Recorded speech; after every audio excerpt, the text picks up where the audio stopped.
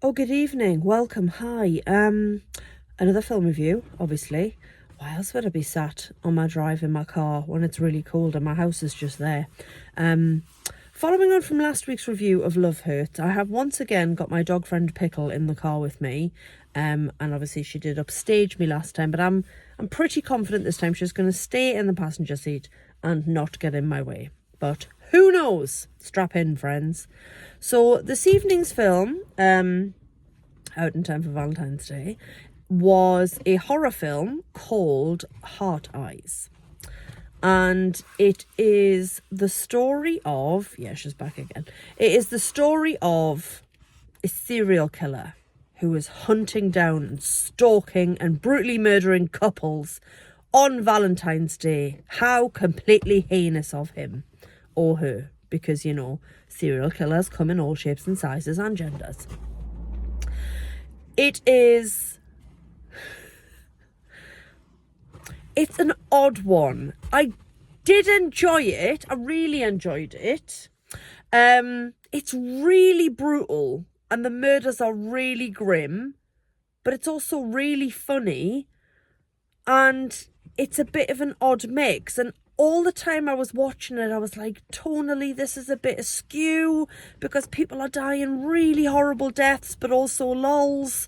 So it was kind of all the way through. I'm like, am I enjoying this? I think I'm enjoying this. I don't know if I'm enjoying this. Is it predictable? Is it too silly? Have I checked out? But I'm still here. I'm still watching. So as I said, you've got the Heart Eyes Killer, H-E-K, as he's known, obviously kind of putting you in mind of like BTK and other such serial killers. And HEK, or Hot Eyes Killer, has been stalking couples on Valentine's Day. This is the third year in a row, and it's not always in the same place. So it's not like when a town has its own serial killer, this guy is, or girl, is international, or at least cross-country serial killing. So the first lot was in like Boston, and then the second lot was somewhere else, and now we're in Seattle. And the film starts with a very elaborate engagement, a very elaborate proposal unfolding between this couple, this really beautifully staged, Instagram-worthy, wonderful proposal. And then before you know it, the Heart Eyes Killer is upon them and blood is being shed.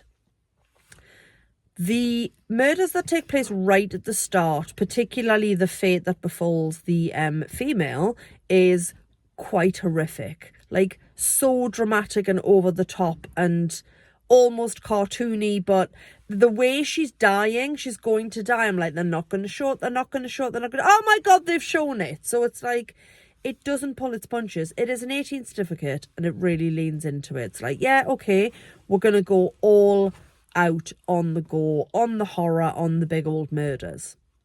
So you've got fairly incompetent cops trying to hunt down the Heart Eyes Killer.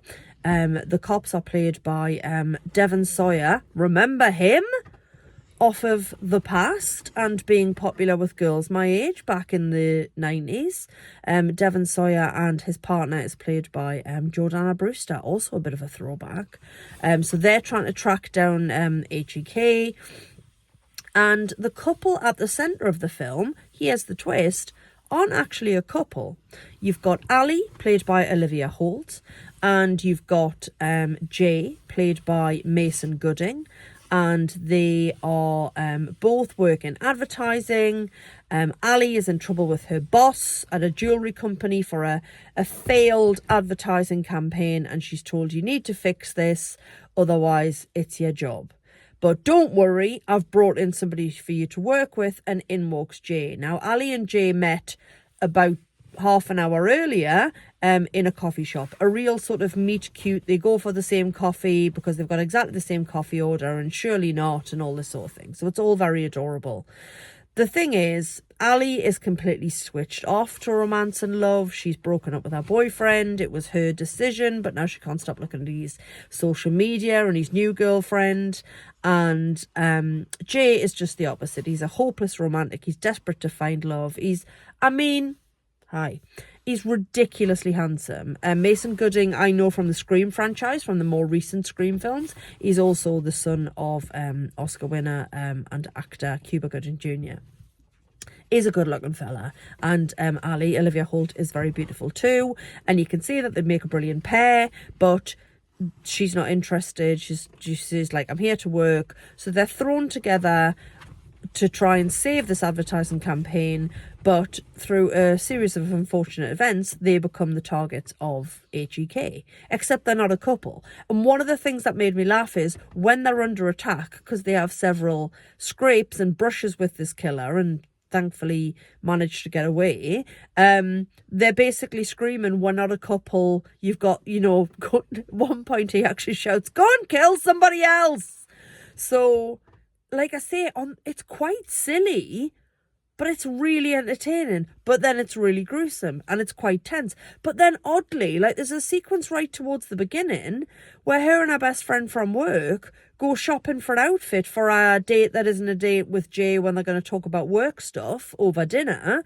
And there's a whole like her trying on outfits montage. And there's some really quite sweet moments between the two of them. So I'm like, is this a romantic comedy with a high body count? Or is this a horror film with a romantic twist? It's really odd, but not necessarily in a bad way. Like, it was fun, it was gruesome, it was, strap in folks, 1 hour 37 minutes. I love to tell you about the runtime of films, but I'm so excited by this new crop of not 3 hour long films. So it was short and it was punchy, and the leads were really likeable, and it had some twists I didn't see coming, and it had a really banging soundtrack and a high body count, and I think I kind of enjoyed it quite a bit. What it put me in mind of, even though it's not the same people, is horror films or comedy horror films of recent years. Things like Happy Death Day, and also Freaky from a few years ago with Vince Vaughn, where there's the serial killer body swap. I really enjoyed that, and that's quite tongue-in-cheek as well. Like I say, 18 Certificate, lots of murders, lots of really gruesome murders, great soundtrack, great leads, entertaining, silly, punchy. It was a bit of a romp, a bit like Love Hurts. Didn't know what was going to happen, a few curveballs in there, and I always ask myself, was I entertained? Yeah, I was.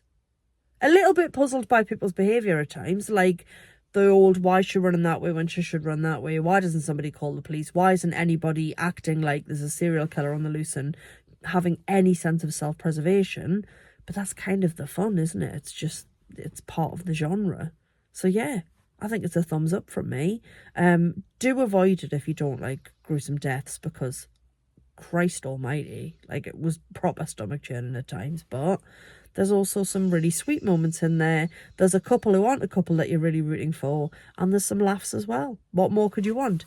I'd choose this over an actual romantic comedy any day, but that's because, Valentine's Day has been and gone, and here I am still single. So maybe I want serial killer films around this particular holiday. I hate using that word, but I don't know what else to call it. Okay, I think that's quite enough for me for one evening.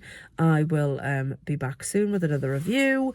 If you enjoy my channel, please do encourage others to come along and join the weird ass party, because as I say, who doesn't want their films reviewed in a 15-year-old car by a 43-year-old woman with occasional appearances from a Cocker Spaniel? That's what everybody wants from their film critics, isn't it? Okay, thanks for watching, guys. Katie out.